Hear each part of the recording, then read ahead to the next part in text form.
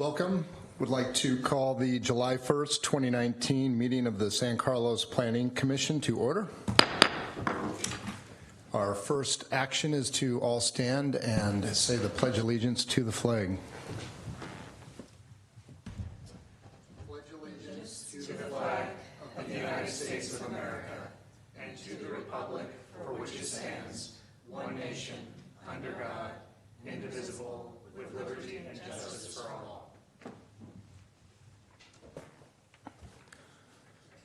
Terrific. Ms. Porras, a roll call, please. Commissioner Roof? Present. Commissioner Bradley? He stepped out for a moment. Okay, yes, but for the record, I know that he's here. Commissioner Garvey? Present. Vice Chair Iacoponi? Here. And Chair Dugan? Here. Our next item is public comment. Public comment is limited to items that are not on tonight's agenda. The Commission may briefly respond to statements made or questions posed as allowed by the Brown Act. However, our general policy is to refer items to staff for attention or have a matter placed on a future Commission agenda for a more comprehensive action or report. Do we have any public comment this evening not related to items on the agenda? Seeing none, we'll move to the approval of the minutes of June 17th, 2019 Planning Commission meeting. Does anyone have any questions or comments on the meeting minutes from the last meeting? I move that the minutes be approved as read. I'll second. Commissioner Roof? Yes. Commissioner Bradley? Yes. Commissioner Garvey? Yes. Vice Chair Iacoponi? Yes. And Chair Dugan? Yes. We will now enter the public hearing section of the meeting. We have two matters before us tonight. First, we'll consider the design review of 765 Laurel Street. The procedure is first our planning staff will review the project and provide us with their recommendations. Then we'll hear briefly from the applicant if they would like to present. Then we'll open up for public comment, and then we'll deliberate as a commission and make a decision. Staff, would you like to present? Yes, good evening, Chair, and excuse me for maybe sounding a little bit off during my roll call. I don't know if members of the public realize, but we did have a new election of officers, and so Chair Dugan, congratulations on your appointment as chair, and Commissioner Iacoponi, your appointment as vice chair. And then for the record, I would like to welcome new Commissioner Ellen Garvey. This is your first meeting this evening, and welcome aboard. Thank you. And with that, I will go ahead and introduce Kevin Beery. Kevin is an assistant planner with the city, and he joined back in February, and he will be giving the presentation this evening, and he and Lisa Costa-Sanders would be available for any questions you may have on the item. So with that, I will turn it over to Kevin. Thank you, Lisa, and good evening, Commission. Tonight I am presenting an application for a conditional use permit in a bar and lounge at 765 Laurel Street.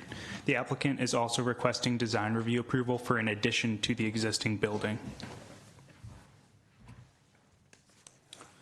The site at 765 Laurel Street is centrally located in the mixed-use downtown core zoning district, adjacent to Frank D. Harrington Park between Laurel Street and Cowgill Alley.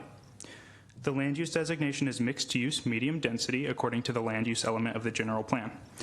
The previous use of the site was a dry cleaning business, which ceased operations earlier this year.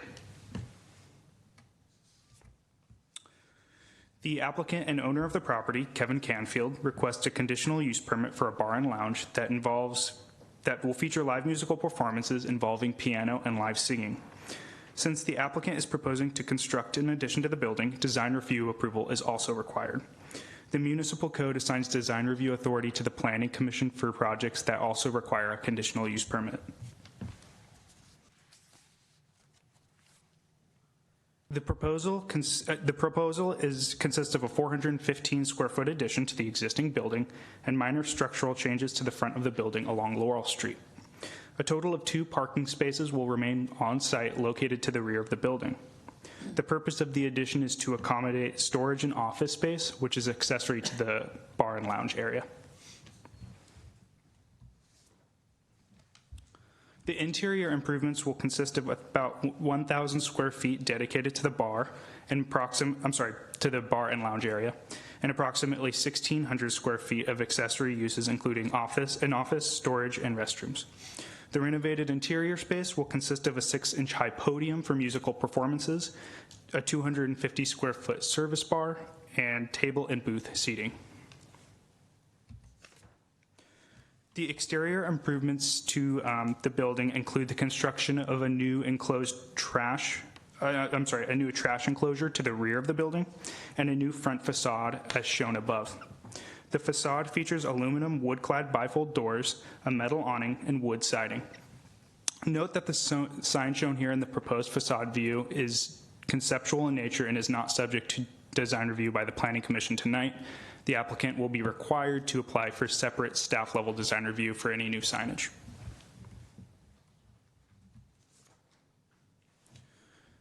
The proposed hours of operation are Sunday through Wednesday, 4 p.m. to 11:30 p.m., and Thursday through Saturday, 4 p.m. to 1:30 a.m.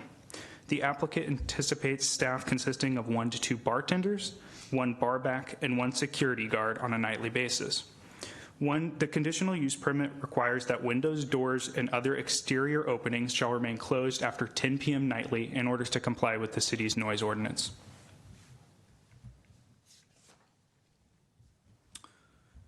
Since the site at 765 Laurel Street is located in a parking assessment district, the municipal code allows the applicant to pay a parking in lieu fee rather than provide additional required parking.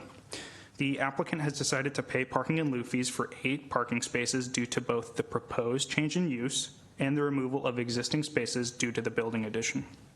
Payment for the in lieu fees will be due to the city before the issuance of a building permit for the tenant improvements. The conditional use permit will require the applicant to notify the city if any changes to the proposed parking plan is made. All mandatory public notice procedures have been followed according to the municipal code. The planning division received 1 comment regarding the concern that the loss of the dry cleaning operation may lead to less daytime commercial activity on Laurel Street. On the screen is a motion to be used should the commission decide to approve the applicant's requests. I have included additional slides outlining the required findings and criteria for granting design review approval. Staff and I are available to answer any questions that you may have about the zoning regulations, and the applicant, Mr. Canfield, and his partner, Kit, are here to discuss the proposed bar and lounge. Thank you. Very good. Commissioners, do we have any questions of staff? Kevin, thank you for the introduction. The noise ordinance, the 18.21.050, what are a couple of the key points of that might relate to this use?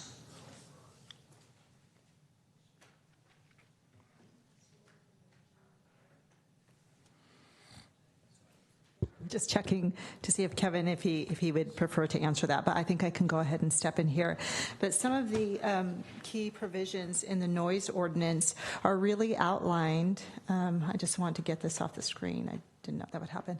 So the key provisions of the noise ordinance are organized in such a manner where particular uses are outlined, and based upon those particular uses, if it's a commercial use or a residential use, it has its own corresponding noise threshold. And in the city of San Carlos, we use decibels.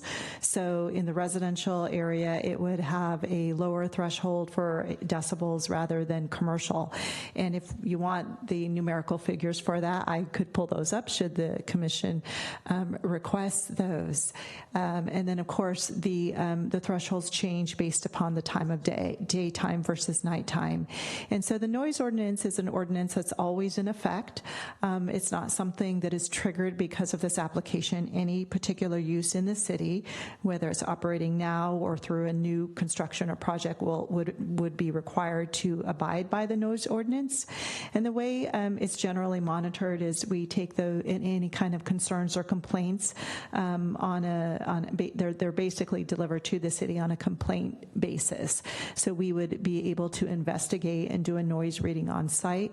And should there be a finding that a noise threshold was exceeded, it's up to the owner or operator to make changes to the building to bring it down to a level where you're not triggering or going beyond the noise threshold that's outlined in the code.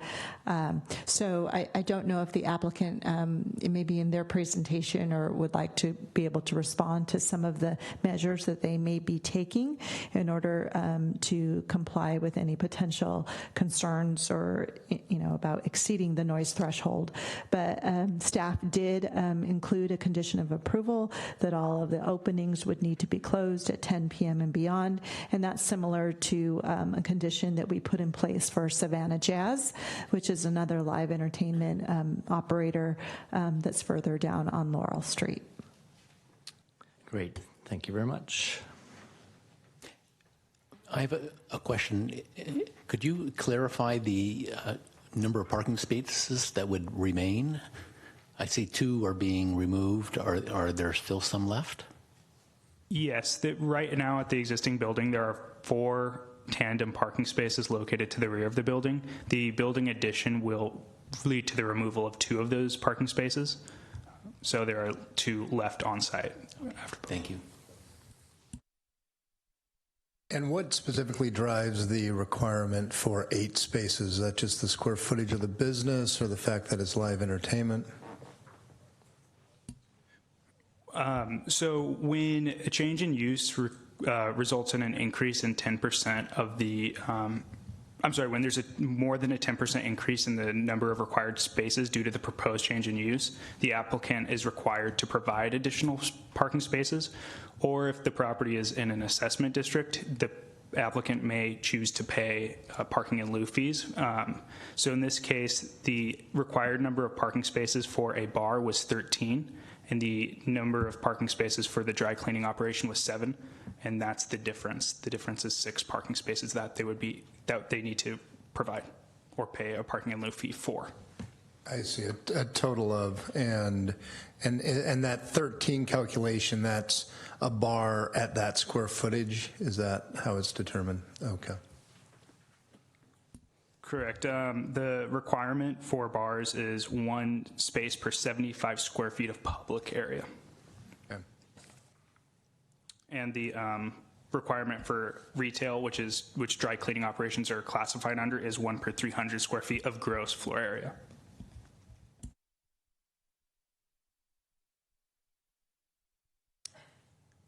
Any other questions of staff? If the applicant would like to speak to the project, we'll allow 10 minutes.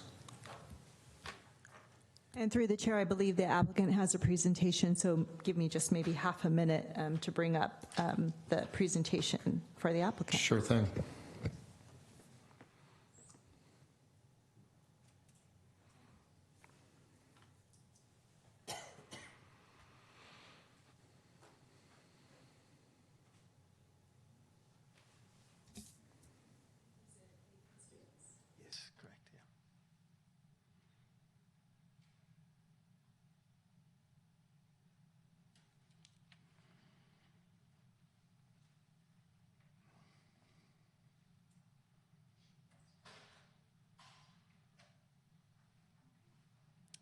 Okay.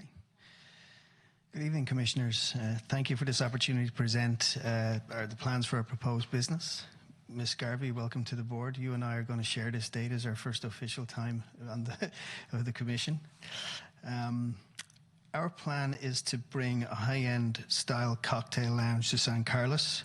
The establishment will complement many great restaurants and boutique stores that already line Laurel Street and the neighborhood. Our theme is a classic cocktail lounge, bringing a sophisticated and classy twist to the more common bar. We want to become an integral part of the San Carlos community by providing meeting and social place and being available for public and private gatherings. We intend to open at 4 p.m. We plan to be available to accommodate local businesses friendly and sophisticated place to meet and network with the business community and locals alike. What better place to do that than a good happy hour? Restaurant goers will also benefit from our services by offering an alternative place to meet either before or after dinner. As we mentioned earlier on, live piano entertainment on the weekends, playing classic-style popular music, providing a comfortable and pleasant atmosphere for San Carlos residents. We don't intend to be extremely loud. That's not the goal. So we can definitely keep it to the decibel level that's needed with the code. We provide California Guard carded security, which will be present on nights the entertainment is provided. Will be a Type 48 license, which means no food service and only adults in the premises. This, I think you saw already, which is a plan of what we intend to do on the inside. And then I'll leave you with this slide, which is a rendering of the proposal of the outside of the building on Laurel Street. Thank you very much for your time. Terrific. Are there any questions of the applicant? Commissioners?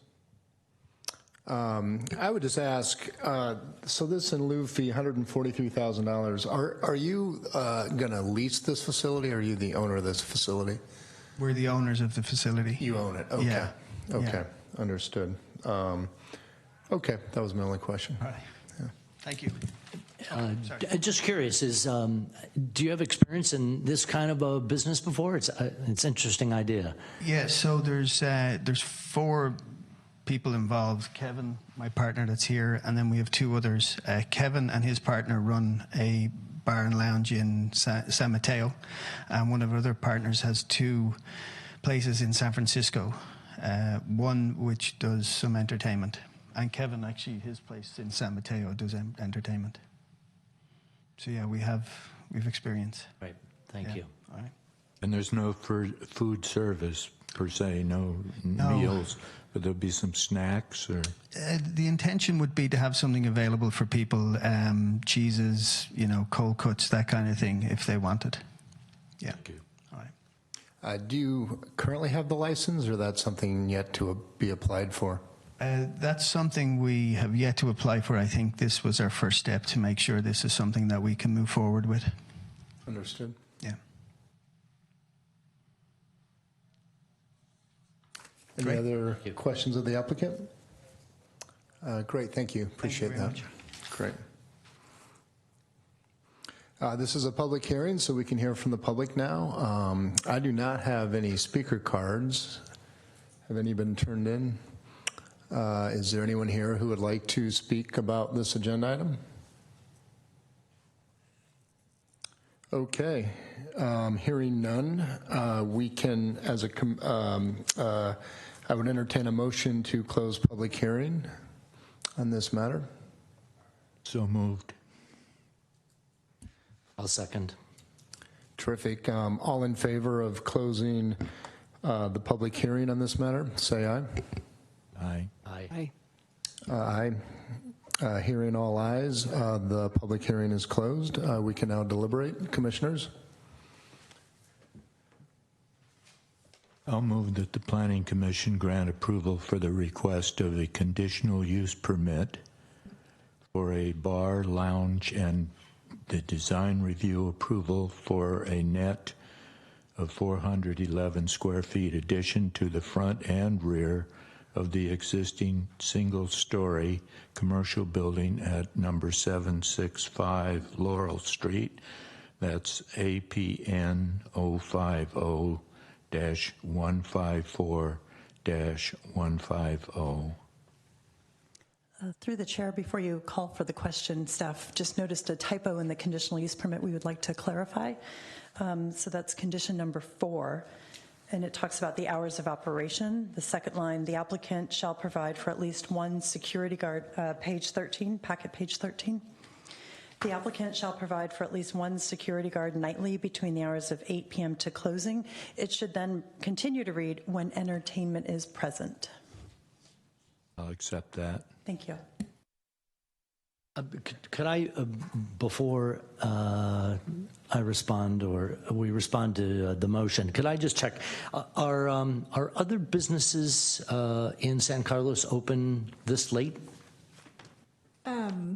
The other live entertainment business that I mentioned previously, in fact, it was the most recent conditional use permit for another very similar type of use for Savannah Jazz. I believe when we looked at that staff report, they are open actually even a little bit later than their use. Yeah, and there's other bar facilities that are open later, like the Rail Club on San Carlos, on El Camino Real, and a few other bars in downtown. Thank you. But field research is encouraged. I'd have to change my Saturday night evening time, wouldn't I? I think it looks like an attractive establishment to have to diversify our Laurel Street lineup. Yeah, I agree. The Savannah Jazz was a great addition to San Carlos, the live music venue. And do you have a particular flavor of acts that you intend to bring in? I mean, they're very jazz influenced, so. We'd be more classic rock and roll, maybe. Sort of your Billy Joel, Elton John, that style. Probably reaching to the demographic of what San Carlos is. The place that one of our partners has in San Francisco does something similar, and that's the type of music. Again, classic rock and roll, classic pop. Got it. Yeah. So mostly like cover bands, is that? Well, it won't be as cover bands as such. We will have dedicated piano players that will come in and play. That we'll pick from, that will alternate week in, week out. So it will be generally piano players, no drums, it's sort of a whole system that works. I see. And like, what's the maximum number of entertainers you think would be on stage? Oh, 2. Okay. Yeah, 2 at any time. We'd have 2 small-sized pianos that would almost play off against each other, if you can picture that. I think they call it, it's typically dueling pianos. The crowd gets into it. They cheer for one side or the other, or they tell them to stop playing one song and play a different one, and they send up requests, that kind of thing. Yeah. No karaoke. No karaoke. That we haven't. No, we're not thinking about that. Have you picked a name for this establishment? We're Faith and Spirits is kind of what we've hit on. Yeah. That sounds nice. Thank you.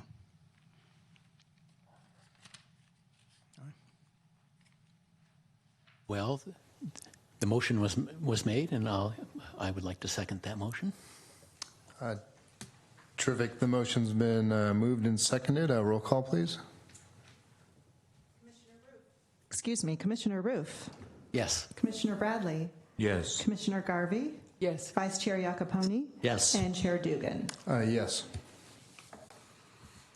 So that is approved. Good luck, gentlemen. Hope it's a successful project for you. Great. Congratulations. Look forward to coming on down. Yeah.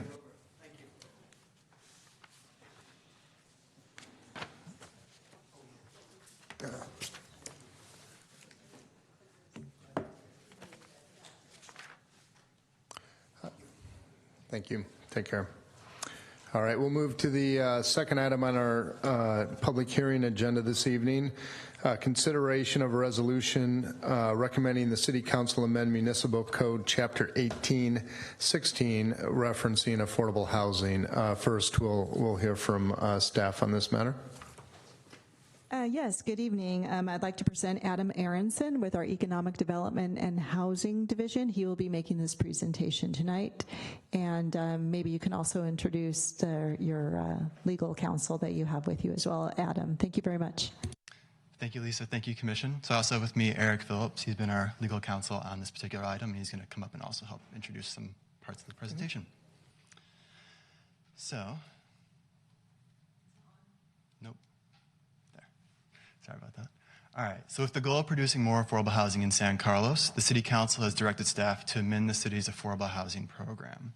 And so the amendment that we're making is essentially to line up our ownership and our rental requirements.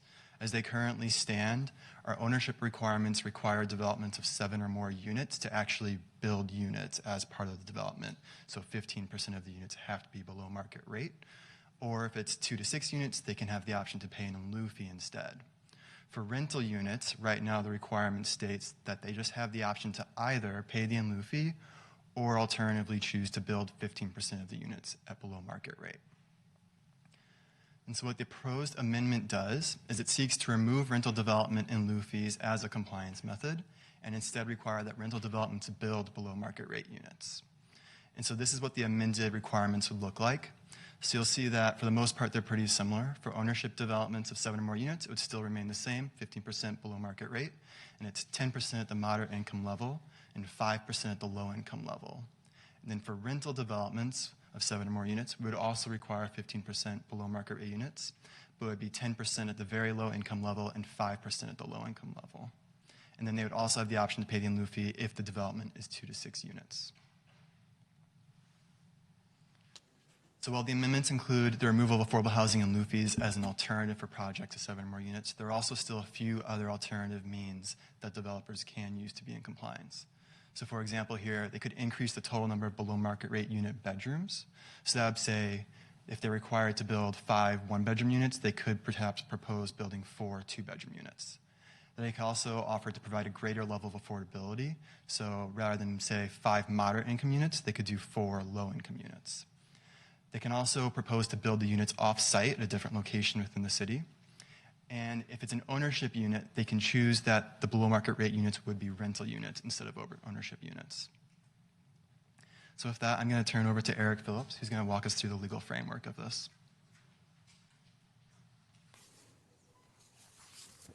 Hi, good evening. Commissioners, again, my name is Eric Phillips. I'm an attorney with Goldfarb and Lippman. We're special counsel to the city on housing and land use matters. I don't just represent Adam. He didn't bring his own lawyer to the hearing. But I did want to just give a little bit more background of how the ordinance got to the place that it is now and what legal requirements you should be thinking of when you're considering the ordinance. So back in 2009, there was a court decision called the Palmer case, which put a hold on cities' abilities to have affordable housing requirements in connection with rental housing. They could only charge impact fees, although they could continue to require inclusionary housing in connection with ownership projects. So when the city last updated its affordable housing ordinance, the Palmer rule was in place, so the city was not able to have a default rule of requiring on-site affordable units be developed in its residential rental projects. In 2015, an inclusionary housing case made it all the way up to the California Supreme Court, challenging the legal framework underpinning inclusionary housing and saying that a nexus study should always be required. The California Supreme Court rejected that argument and instead held that the city's inherent police power, its right to regulate general health, safety, and welfare concerns, gave it the power to regulate just the way it can with other price controls or rent control, with the limiting factor being that the requirements can't be so high that they're confiscatory, that they keep a developer from being able to earn the opportunity for a fair return on their project. Then in response to that, the California legislature amended the government code to undo the Palmer decision and specifically give cities the ability to require on-site affordable housing in connection with rental developments. So today, the way the rules of the road look is that the city is able to require on-site affordable housing development in connection with both rental and on-sale for sale residential development, the only limitations are that the requirements can't be so high that they're confiscatory. And in connection with rental developments, the state law says that in order to make sure that the requirements are not a burden on housing production generally, if requirements are above 15%, then HCD is authorized to request an economic feasibility study, but there's not a prohibition on having higher requirements. The other limitation that the city has is that it has to offer alternative compliance methods, and the city definitely has alternatives structured into its ordinance, even with the changes that are before you tonight. The one amendment to the alternatives is to remove the automatic in lieu fee option for projects with 7 units and more, but there are still other ample alternatives to make sure that the city's complying with AB 1505. So the city's covered on that front. Could you just educate me a bit on the economic viability study? So that's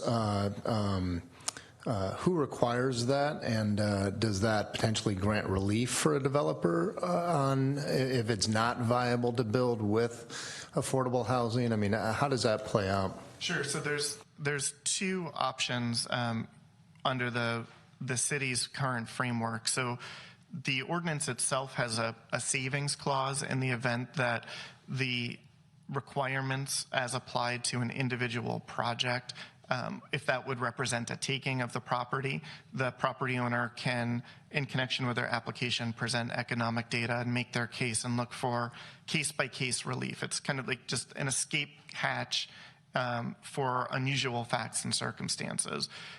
More generally, HCD, the Department of Housing and Community Development, is authorized to ask an economic feasibility study if the city was requiring more than 15% of units be developed on site. And that would ask the city to take a look at the cost of construction, the cost of land, available rents that could be returned, and factor out to make sure that its affordable housing requirements weren't the straw that breaks the camel's back and keeps new housing from being developed. That was definitely part of the legislature's concern when they adopted 1505. They didn't want a community to adopt, say, a 50% inclusionary requirement as a smokescreen from preventing any sort of housing development from happening. I see.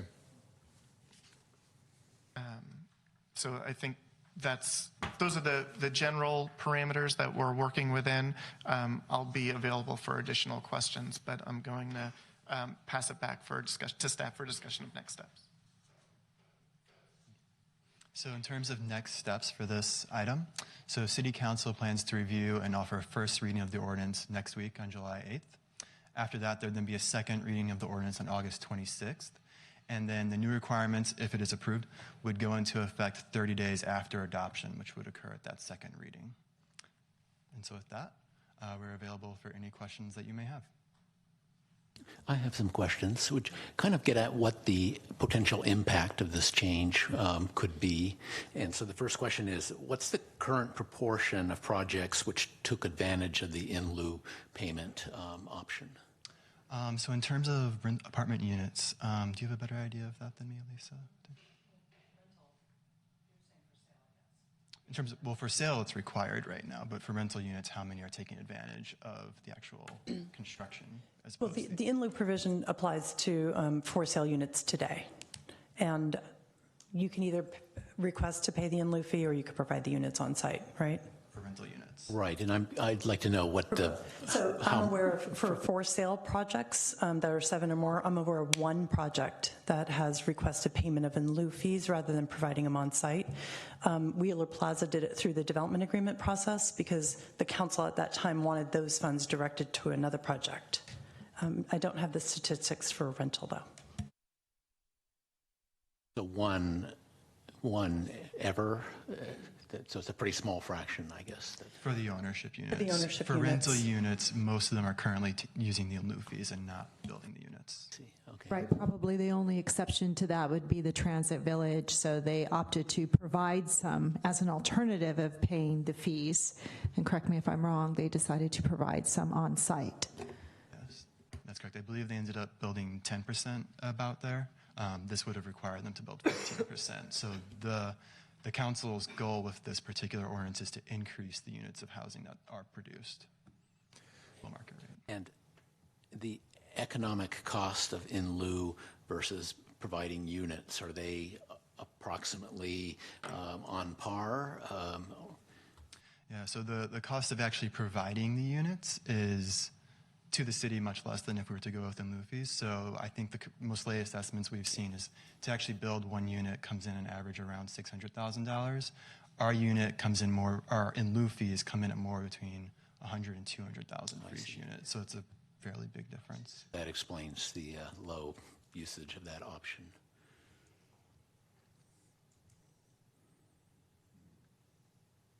That's all I have. Just to be clear, so the law changed to allow this adjustment to our zoning, but we're not obligated to make this adjustment to our zoning. Is that correct? That's correct. Okay. And my perception is, so this will mean we will have more dispersed affordable housing within developments as they become proposed.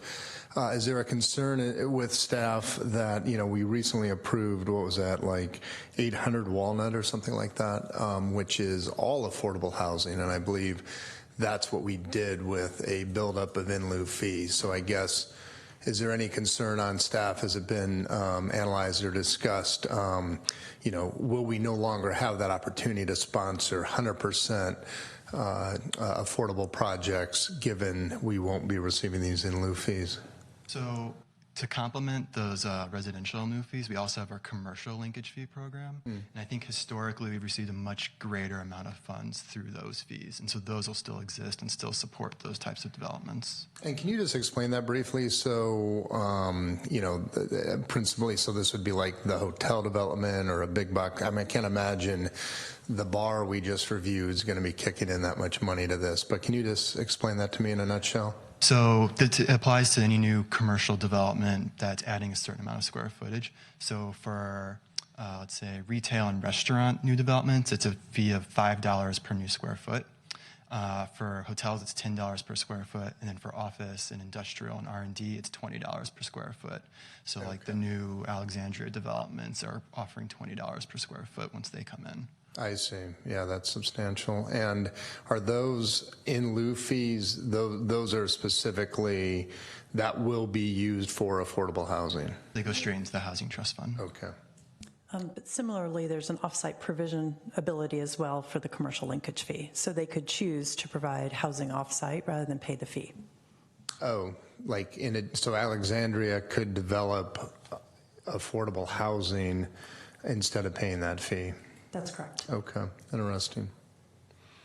And $20 a foot. So, like, what is Alexandria proposing? I mean, they have a couple monsters coming, don't they? Well, we don't have an application before us, but yes, all the combined development would be a substantial amount of money, yes. Yeah. How far away is off-site? Within the city limits. Okay.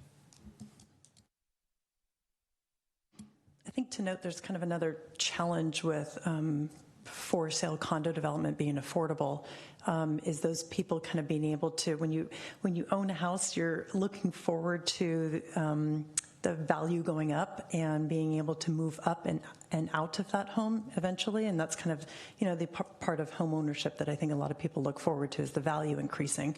What we're seeing though with kind of long-term affordable condo developments is that value really doesn't keep up with the market because it's tied to income. And so it's really difficult for those people to move up. They also we need to make sure that what they're paying is appropriate as well. It's a percentage of their income, and so we need to adjust that for homeowners association dues.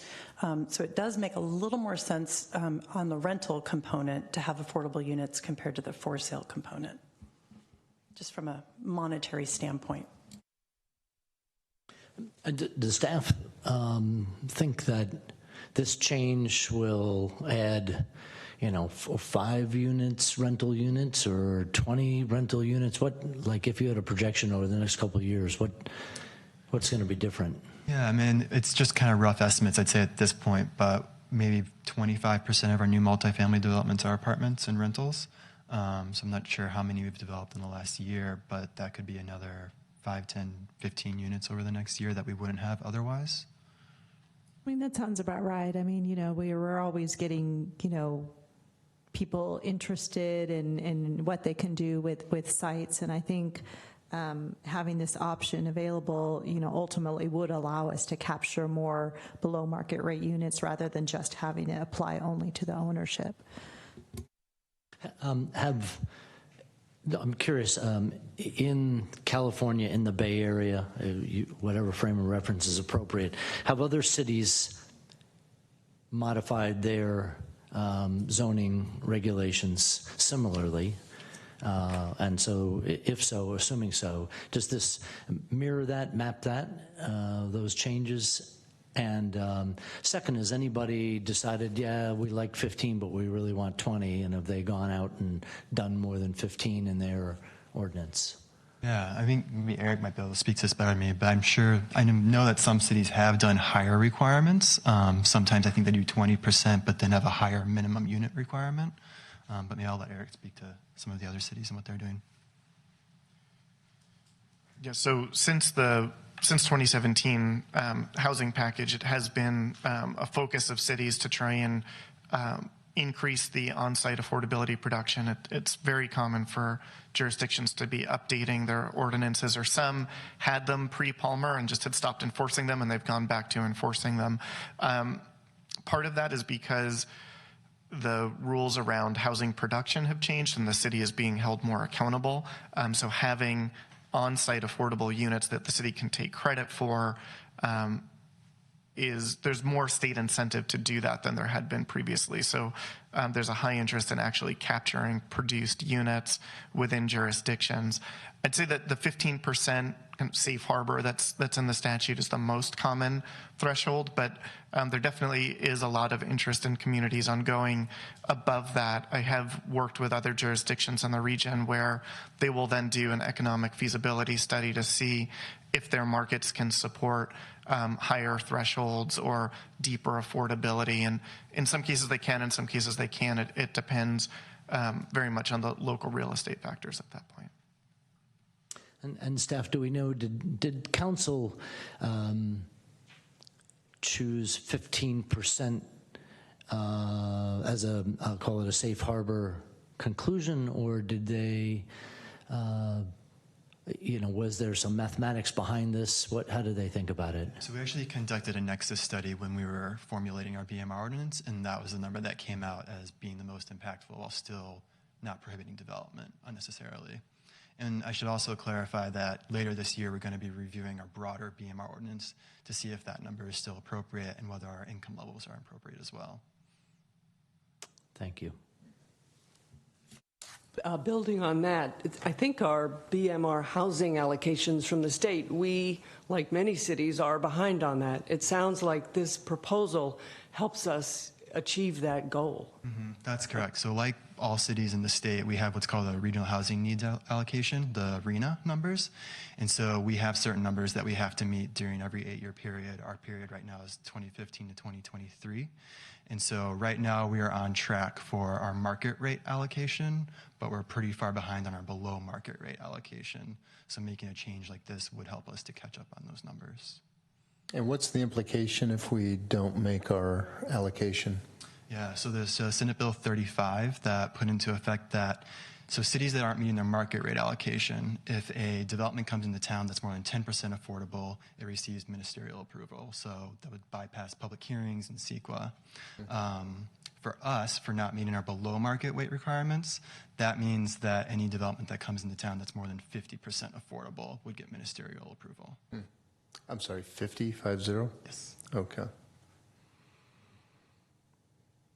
This might be a bit off topic, but when I was reviewing our affordable housing for purchase, is that right? The covenant on the affordable housing burns off after 50 years. Is that right? I believe it's 45 years. That's correct. But it's 45 years under a single owner. So if they sell it to someone else, then that would restart. But how about if it's transferred within their family?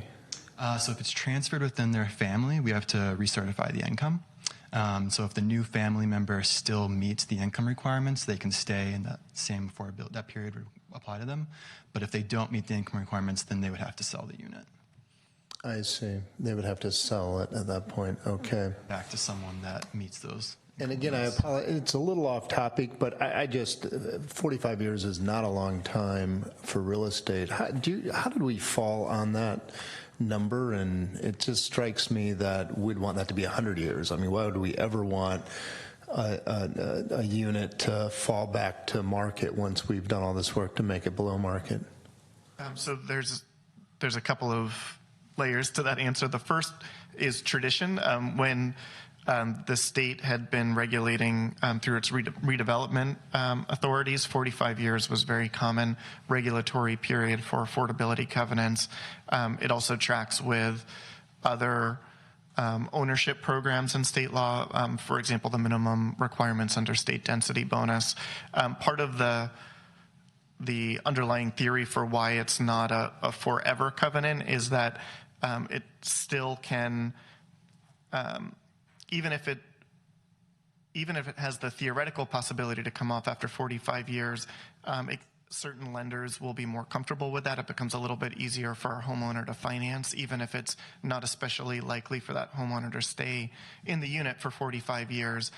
Most likely the sale would be subject to the resale restriction and then restart, as was just described. However, for the underwriting, a 45-year covenant has a better residual value than a 99-year covenant or a forever covenant. So it does help with the ability to get financing for the individual units. Having said all that, some jurisdictions do require longer terms. 55 years is common. Some jurisdictions will go out to 99 years. So it is a policy decision that local jurisdictions can control, though the 45 to 55 year, I'd say, is most common. Okay. Is anyone aware of any below market unit going past the covenant and becoming market? Like, I don't know how long these programs have even been in place. I think it's happened for a few units, but we haven't had many that were built more than 45 years ago, so it's not too common. Okay. It's off topic. I'll stop talking about it, but I would say that should be 99 years personally. Yeah, if a unit becomes available for sale, the city does have first right of refusal to buy that unit. At the market rate at that point, right? Well, not after 45 years. At that point. Yeah. Another background question. The deficit that we have in the city for low income versus the affordable level, would there be any way to encourage the low income category building? So we do have some incentives for developers to kind of veer them more towards that direction. So for example, we have a city density bonus, and that means that for every unit that's built at the low income rate or lower, the developer receives one bonus market rate unit. So that's one way that's encouraged. There's also the state density bonus that is even a little more favorable. So for example, if a new development comes in and is 5% very low income, they can achieve a 20% market rate bonus. Thank you. Terrific. Any other questions of staff? Great. Thank you. Appreciate it. We'll move to public hearing. I have no speaker cards on this topic. Is anyone here to speak on this matter? If not, I'll seek a movement to close public hearing on this matter. I second that. Oh. All right. All in favor of closing public hearing on this matter, say aye. Aye. Aye. Any nays? The ayes have it. The public hearing is closed on this matter. We can now move to deliberation as a commission. Commissioners?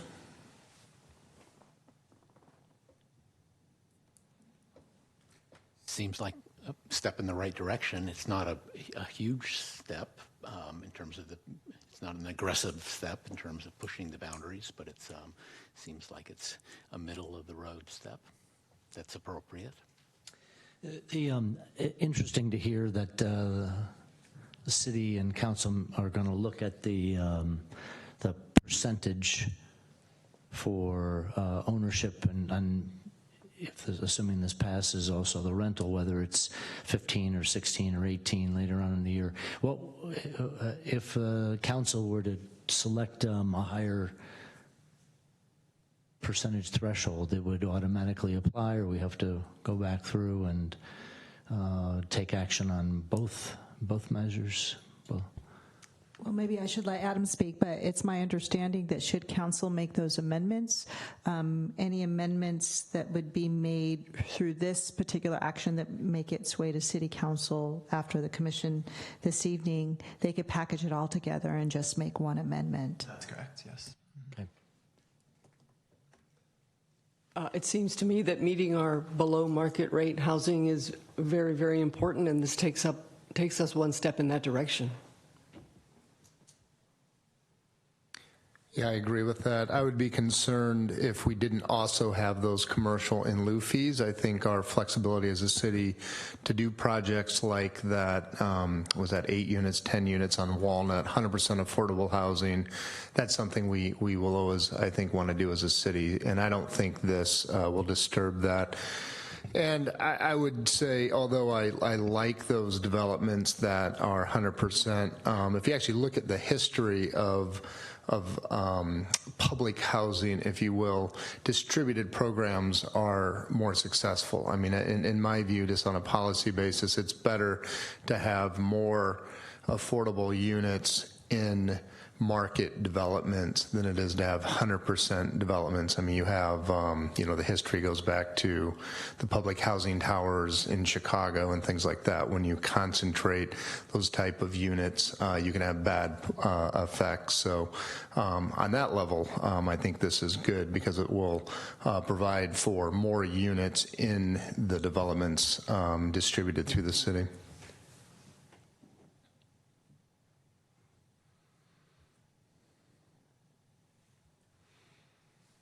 Are there any concerns before we move forward to approve this matter?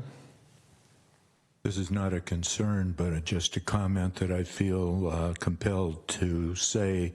The housing problems that we have in the Bay Area are severe. We know, we hear the housing crisis all the time. There's another side, a completely different side of housing, is housing for the homeless. Now, it's not so much in our backyard here, but certainly in the region, this is a huge problem. That being said, I will move that the Planning Commission adopt a resolution recommending that the City Council introduce an ordinance to amend the municipal code in San Carlos, Chapter 18.16, affordable housing programs to impose rental affordable housing requirements and make other conforming amendments, and to find such actions are exempt from the California Environmental Quality Act, CEQA. I'll second. Roll call, please. Commissioner Roof? Yes. Commissioner Bradley? Yes. Commissioner Garvey? Yes. Vice Chair Iacopone? Yes. And Chair Dugan. Yes. Terrific. That matter is approved for recommendation of the City Council. Thank you for the hard work on this, staff. Appreciate it. That concludes our public hearing this evening. We can move on to reports, correspondence, and general information. Yes, through the chair, the staff does not have any recent actions to report to the commission concerning City Council this evening. Thank you.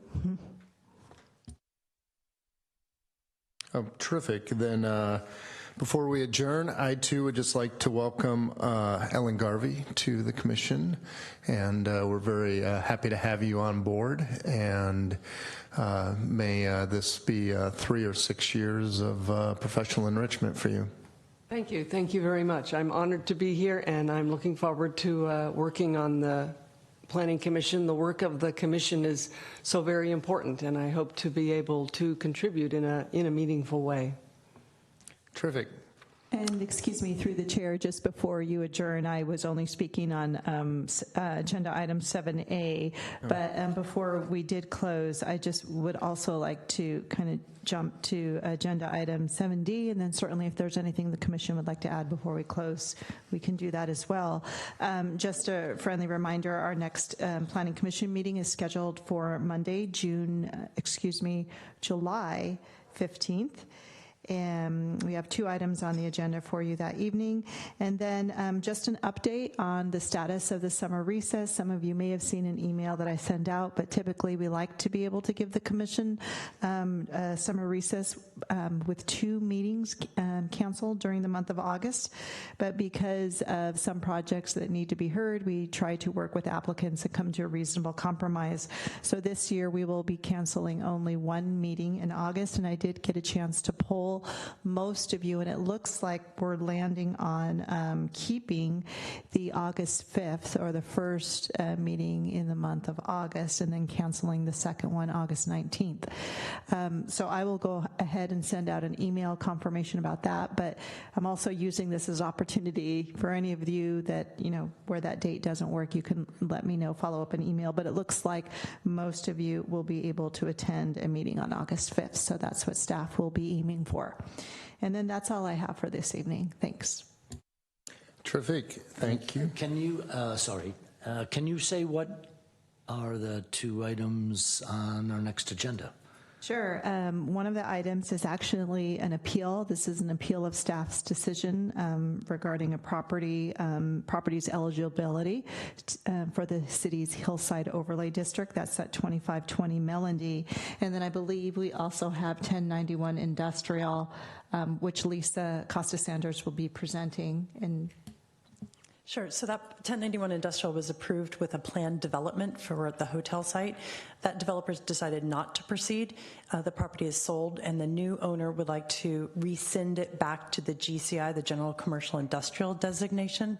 And unfortunately, we don't have a provision in our code where that automatically happens. So it does require an ordinance through Planning Commission and City Council. Terrific. Yeah, that's helpful to see some sense of what's coming up. So thank you. Anything else, commissioners? Terrific. We are adjourned. Thank you.